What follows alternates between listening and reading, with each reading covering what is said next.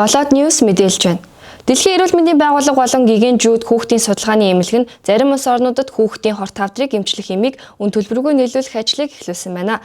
Энэ хүрээнд Дэлхийн эрүүл мэндийн байгууллага болон гигантжууд хүүхдийн судалгааны эмнэлэг хамтран хүүхдийн хорт тавдрыг эмчлэх дэлхийн платформоор дамжуулан туршилтын 6 оронд тарахаар болсон байна. Үүнд Монгол улс багтсан бөгөөд Дэлхийн эрүүл мэндийн байгууллагаас эхний ээлжинд 2 улсад нийт шаардлагатай хүүхдийн хорт тавдрын эмийг түгээж эхэлсэн байна. Эдгээрт Монгол болон Узбекистан улс багтаж байгаа талаар Hindu Business Line мэдээллээ. Дараагийн мэдээ. Энэ сарын 22-ны өдөр Багнуур дүүргийн 3 дугаар хороо талын толгойд хурдан морины үсрэгээ зохион байгуулах гэж байжээ. Энэ талаар цагдаагийн ерөнхий газраас тодруулахад цөөн тооны хурдан морины үсрэгээ зохион байгуулах гэж байсан. Үүнийг цагдаагийн байгууллага болон Хүүхэд гэр бүл хөгжлийн хамгааллын хэлттэй хамтран таслан зогсоосон гэлээ. Дараагийн мэдээ.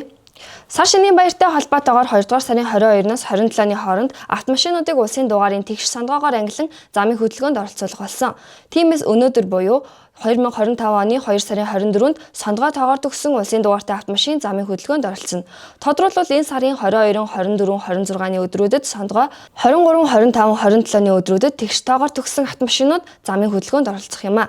Хэдий дугаарын хязгаарлалт үйлчилж эхэлсэн ч иргэд санаатай болон санамсаргүй байдлаар замын хөдөлгөөнд оролцох тохиолдол цөөнгөө гарч байгаа аж. Тээврийн цагдаагийн албанаас тодруулснаар хязгаарлалтын бүс дотор хотгон хороол дундаас гарч ирэн хөдөлгөөнд оролцоод байгаа тохиолдлууд гарч байгаа юм байна. Тэр тохиолдлууд зөрчлийн хуулийн 14-гийн 7-гийн 57 заалтаар хариуцлага тооцож байгаа. Торгуулаа цаашаа явбал дараагийн цагдаа ахиад торгоно гэсэн байна. Та бүхэндээ болоод News мэдээллээ анхаарал хандуулсанд баярлалаа.